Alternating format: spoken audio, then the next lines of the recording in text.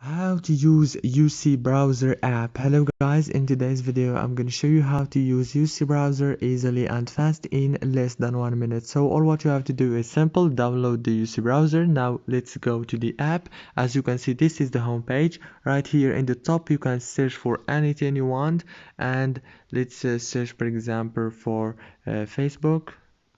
Click search, and as you can see it's very easy to use, and here you go. Now if you want for example to manage settings or something like that on the app, go down here, click on those three lines and go to here on the settings.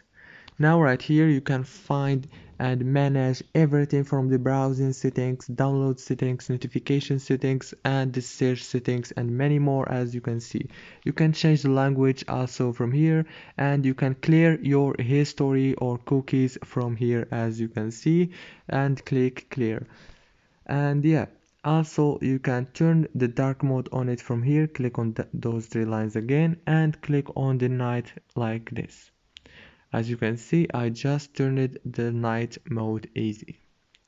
It's very easy to use, and yeah, that's it for today's video. Don't forget to like and subscribe.